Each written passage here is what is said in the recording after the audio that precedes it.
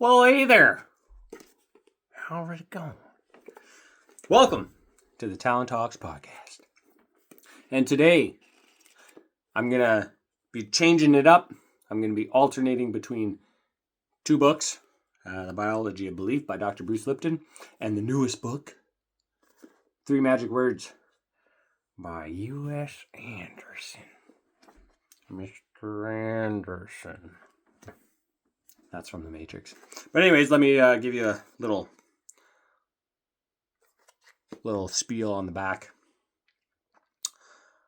Over 1 million people have already learned an incredible life-changing secret from this best-selling book. 3 Magic Words will bring you everything you ever wanted. Once you learn its message and understand the significance of it, your experience of living will be enriched every day. This remarkable book unravels the mysteries of what we are, where we came from, why we are here, and where we are going. It shows how the universe works and how to harness its unlimited power, a force so strong that once revealed to you will grant you power over all things. When you read 3 Magic Words, do as it suggests. You cannot fail to accomplish what it promises. Well, isn't that just saying a lot? Makes you want to read the book and see what it's got in store. So, chapter 1, The Lock.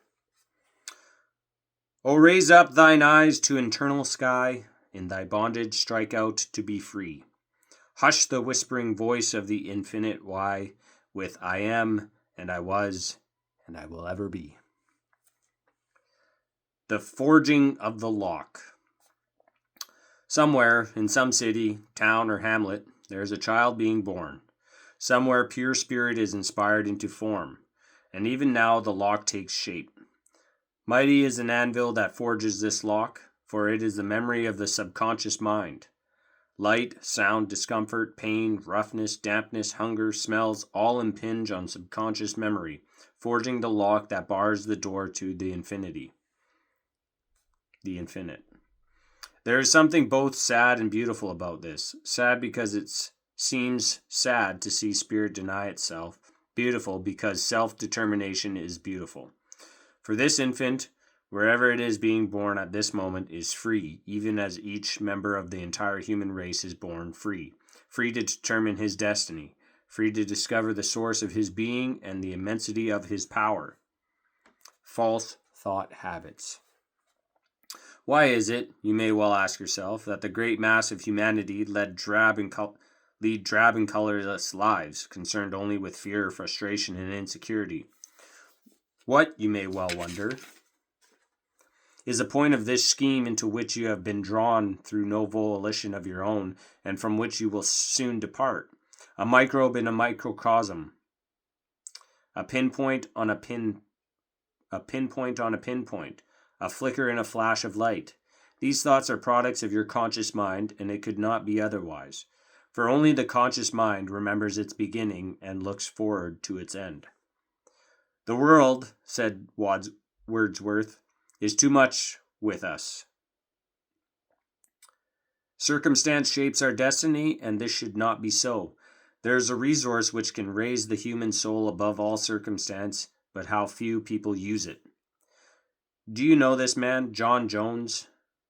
John Jones was born in San Francisco in 1906. His parents were immigrants and his father was a laborer. John grew up in modest circumstances and was a child during the First World War. His father was drafted and killed overseas, and the burden of the support of his mother and 2 smaller brothers fell entirely on John's shoulders. Following the line of least resistance, John became a day laborer. Each week his paycheck went to his mother. Later, when his brothers were able to contribute to his mother's support, John continued at his job as a laborer. He was, as he thought, unable to do anything else, and the full blame for his lost future he laid at the doorstep of a cruel fate personified in resentment towards his mother. When he was 42, John developed a brain tumor and spent the latter years of his life bedridden, partially paralyzed, dying at the age of 48. Does this sound like one of the children to whom, as Jesus put it, is the Father's good pleasure to give the kingdom? Does this sound like a free soul expanding into conscious cosmic power? It most certainly does not. Multiply John Jones by 1,000,000 and 1,000,000 times, it does not. Yet John Jones was using the same power as Einstein, Homer, Plato, Lincoln, Emerson, Buddha, and Jesus. Thought habits of the conscious mind shape John Jones' life. Thought habits of the conscious mind shape John Jones' life. He thought he was hemmed in by circumstance, and so he became. So that even when the circumstance dissipated of its own accord, he still could not stir away from his own conception of his position. He labored a resentment towards his mother until it grew within him in the form of a tumor to end his life. Even as he was wishing his life ended through his own attitudes and defeat, conceptual habits of the conscious mind are the greatest bar to man's discovery of himself. The same power brings both good and evil. If you have engaged in competitive athletics, you have seen a sign on the locker room wall that read, "A team that won't be beat can't be beat." And you know that a team understood the meaning of the sign was a winner.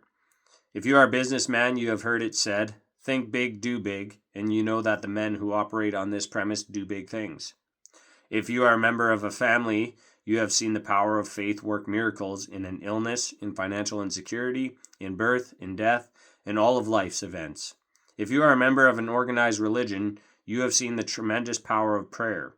If you have ever in your life been faced with a crisis, you know the calm inner self you have turned to in a flash, which has rewarded you with an answer in an instant. Everyone has experienced this power to some degree. It is not so securely locked away that each human being does not touch it during some period of his life. Yet, strange to say, the vast majority of humanity shrug it off as perhaps only a fortunate circumstance, a coincidence, a piece of good luck. It is important for you to remember every day of your life that the same power that brings you good fortune brings you bad fortune, and it does so according to how you use it. The only reason it brings so little good fortune to the great mass of people is that they do not know it exists, use it, but sparingly, and use it in the wrong way.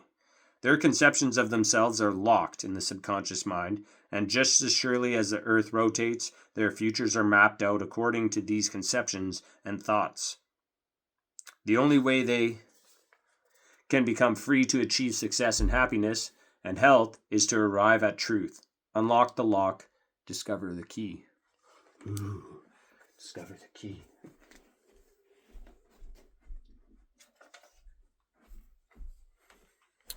Yeah, this book was like, this book came after the Neville Goddard books. And it was recommended to me by a friend. And I was like, I will surely check it out. So I did. And it's a pretty good book. And I'm excited to revisit it, actually. The mind that never sleeps. Don't we all know that? Perhaps you do not know or truly understand that the mind of man is not a lone memory and reason such as he exerts when in a conscious active state. There is in a man a mind that never sleeps, that is constantly active, with untold reservoirs that have never yet been plumbed. A mind of such infinite capacity and power that it could not possibly belong to one man alone. This is a subconscious mind, a sharply delineated from the conscious mind. The advent of psychiatry has told us a good deal about the subconscious mind. We know, for instance, that its memory is perfect, not just for important facts, but for every shade and detail and scene ever experienced. The skilled psychiatrist can run back 20 years in a patient's subconscious, eliciting a scene from him when he was 6 years old. And lo, the scene unfolds with color, sound, and detail such as could not be recorded on photographic film. A bird song faint on the summer air, the soft rustle of maple leaves drying on the grass, the distant rumble of a train, the grimace of a countenance, the movement of a person, words, inflections, all exact even to an emotional impact. And yet here is a scene that the conscious mind has long forgotten. It's very true. There's so many books on the subconscious mind. And lots of people talk about the subconscious mind. I'm talking about it right now. Probing the subconscious. Psychiatry concerned with restoring people to mental health has run back along the time track of the subconscious mind, probing for emotional sore spots, then exposing them to the patient's conscious mind so that he can rationally judge how trivial they are. Varying degrees of success have been achieved in the restoration of mental health by such methods, and certainly enough to have merited the procedure. Sometimes a last disaster has occasioned when a serious rejection of the conscious mind has been elicited from the subconscious mind and submitted to the patient, who in terror at this exposure has lapsed into hysteria or a stony depression, so great have been the emotional conflicts aroused. But this probing of the subconscious mind has unearthed a vast store of hitherto unknown material. Under deep hypnosis, patients have described noises and surroundings that could have been experienced only in the womb. In the same manner, there have been patients who have described scenes and times that it would have been impossible for them to know of or witness: a previous life, some other person's life, thought transference. Perhaps a psychiatrist has occasionally laid it to static on the time track of the subconscious mind, but the existence of such phenomena is indisputable, and we've all seen that. I mean, people can go and, get their memory retracked and et cetera, et cetera. What a powerful, stupendous toy this subconscious mind is turning out to be. Games played in the parlors are now assembling in the laboratory. The psychic who can foretell the fortune, the thought reader, the hypnotist are falling under the scrutiny of the microscope. Measured, numbered, weighed, counted, tabulated, and cross-tabulated, they all add up to one thing. The subconscious mind is the most powerful creative instrument in the universe. It spans space and time, manifests form from substance, reaches out to all knowledge, and exists in every man and woman. Wow. It's been a while since I've read this book. And I'm glad I've read quite a few books since this, so it's nice to be able to apply the knowledge that I've gained from other books to look at this book with different perspectives and different ideas and outlooks, and be able to cross-reference with other things that I've read. So, the master and the servant. You might wonder why, with such an exhaustible subject as this, we should concern ourselves with the conscious mind at all. The tiny, insignificant conscious mind that only remembers a very few years, that only remembers a very few facts, that barely has learned the rudiments of thought, and indeed is scarcely capable of dealing with its immediate surroundings. We are concerned because here we are dealing with master and servant. And startling as it may seem, the tiny little subconscious mind is the master. It is like a button that works a switch that works a lever. That starts an engine, that generates electricity, that moves the world. The subconscious mind does exactly what the conscious mind tells it to do. I'm going to read that again. The subconscious mind does exactly what the conscious mind tells it to do. Wow, that's powerful. The prompter, pain rejection. Herein lies the problem. No one consciously wants to be sick. No one consciously wants to be poverty-stricken, unloved, unsuccessful. It would be impossible to elicit admission from anyone in the world that he consciously desired these negative things. Yet if he has them, just as surely as there is life, he has ordered them for himself. He is the victim of prompters set into the subconscious mind by the conscious mind. These have been buried by the conscious mind much as a forgetful dog might bury a bone, remembering neither the place of the burial nor even the fact of the burial. These prompters in the subconscious mind are responsible for the great hordes of unhappy people who now troop to psychiatrists. They have spread more mischief for individual lives and for humanity as a whole than any other single thing. They have given the world insecurity, hostility, greed, corruption, and hate. They are the broken keys in a divine instrument. They have thrown mankind out of tune with the infinite. They are the lock that bars the door to self-realization. For example, Fred Smith is an unwanted baby. As an infant, his first searching for love from his mother meets with complete rejection. To cope with his hurt, Fred Smith develops an aggressive, arrogant attitude toward life. As he grows older, he forgets that he ever desired love from his mother at all. He takes pride in the fact that he needs nobody and nothing to make him complete, and he runs roughshod over people to attain his ends. Here is the making of a dictator or a murderer. Fred Smith hates life because his first reaching for life was rejected.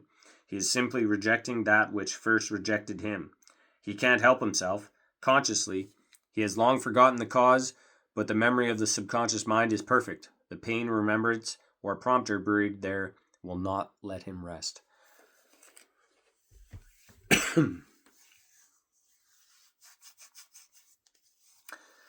So, when I began diving into this type of field, I did a deep dive on myself, not in regards to this type of thing, but in regards to what I was thinking and then the outcome. But I think that's for a different section. No, excuse me. So I'll leave it there. Man against himself. The psychiatrist, as he has been pointed out, has faced up to this problem by running down these prompters in the subconscious mind and exposing them to the patient. For example, Miss B comes to the psychiatrist complaining that she has recurrent headaches. Investigation shows that these headaches always occur when she is cooking at her gas stove. It also develops that Miss B harbors a fear of fire. Running back through the subconscious time track, the psychiatrist discovers that when Miss B was 2 years old, her mother's gas stove exploded, and in the resultant excitement, Miss B's mother dropped Miss B on her head. Gas explodes, pain in the head. This is a simple subconscious memory that prompts Miss B's headaches whenever she must work around a gas stove. Wild. Oh, that's wild. Of course, the great majority of psychiatric treatments are not nearly so simple as this. The example is offered only to show how the existence of prompters in the subconscious mind is widely recognized and that the damage they can do is unlimited. Take the case of the man or woman who is poverty-stricken and desires money. No matter what he or she does, there is always the unfailing outcome, little or no money at all.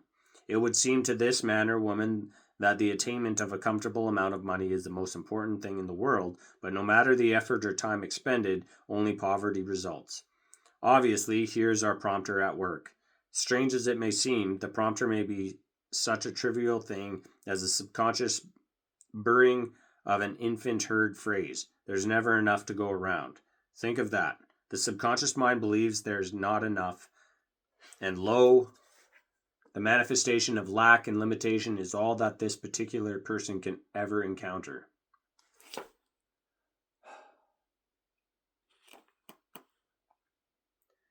I have something to... When I know a couple, and one of them would always be concerned about finances. And the husband in this couple told the wife, don't worry about it. Don't worry about money. Don't worry about it at all. Just forget it. Don't worry about money. We got money. This is what he told her. We got lots of money. Don't worry about it. The wife decided to listen to the husband and stopped worrying about money. Their financial situation changed drastically. Now, I'm not saying that... Actually, you know what? I am saying it. If you're going to worry about money, life will present you with more experiences to continue worrying about money. I've seen it. I've been through it. I've had it happen. You worry about money, life's like, okay, I will send you an experience so that you can worry about money. You may not believe it, but that's okay. We're all able to have our own thoughts and opinions and beliefs and whatever it may be, but through my personal experience, I've seen that happen. The sick man wants to be well. That he cannot be well is evidence only of a prompter. In this case, the subconscious mind harbors such a phrase as, "There's so much sickness in the world," or "I could have done better, but I'm sick," or, "There are a million of dangerous microbes all around us." What chance has a person to be healthy with subconscious prompters such as these? The lonely person desires love and friends, yet no matter the circumstance, he or she cannot seem to attract either a loved one or a social circle. There's a prompter in this person that repels love, such as, "Nobody ever did anything for me," "You can't trust anyone," or "People are just out to get what they can get out of you." Or even worse, the prompter may set up a sense of inferiority, such as, "You're not good enough," "You don't amount to anything," or "Nobody loves you." Powerful subconscious mind. It manifests those beliefs into actuality. Who can be successful with a subconscious prompter that keeps convincing them that everyone is better than he? Who can achieve anything with a prompter that convinces him that all achievement is worthless?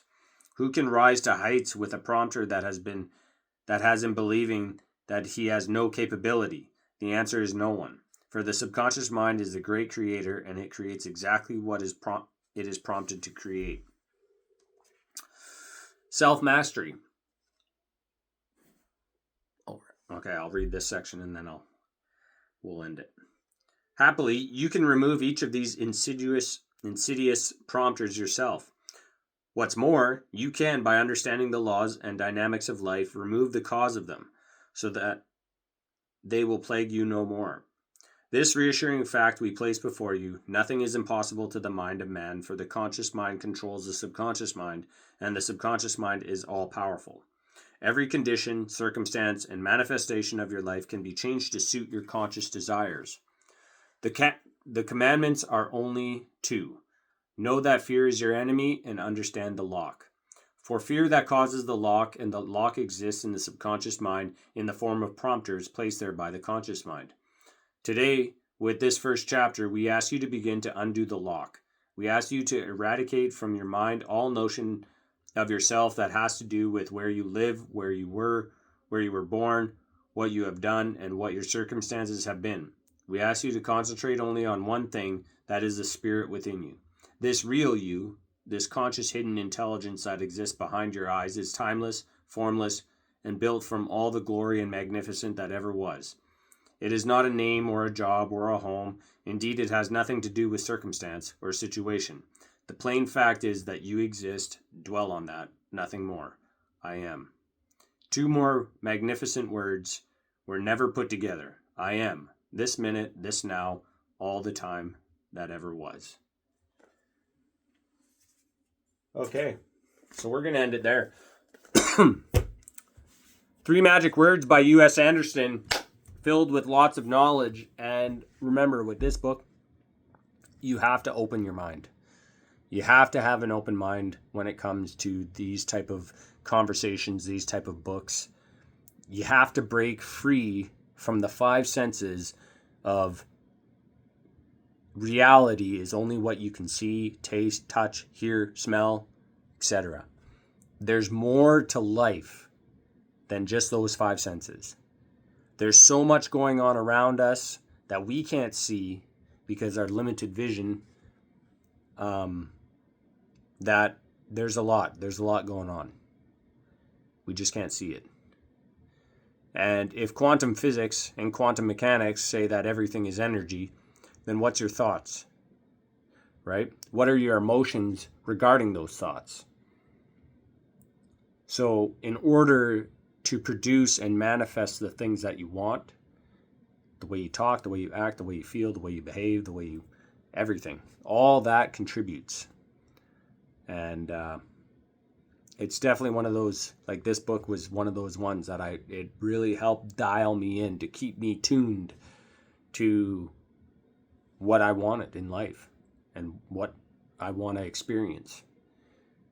And this book will definitely, hopefully, open up some minds and ignite a spark within you that drives you to do the very best that you can and achieve everything that you want, because you can do it. You just have to believe in yourself and have faith in the powers that be that we cannot see. Anyways, with that being said, thank you for tuning in. And I'll catch you at the next one. I am very grateful for every single one of you that tunes in. Your support means the world to me. And I would love it if you could help support one of my goals and one of my dreams to become a Spotify partner. So if you could, please like, share, follow. It would be much appreciated. Of course, it's not necessary. I'm not going to beg you guys to do that. I will ask for a little bit of help. And if you would like to kindly help me out, that would be magnificent. Anyways, have a great one, and we'll catch you at the next one.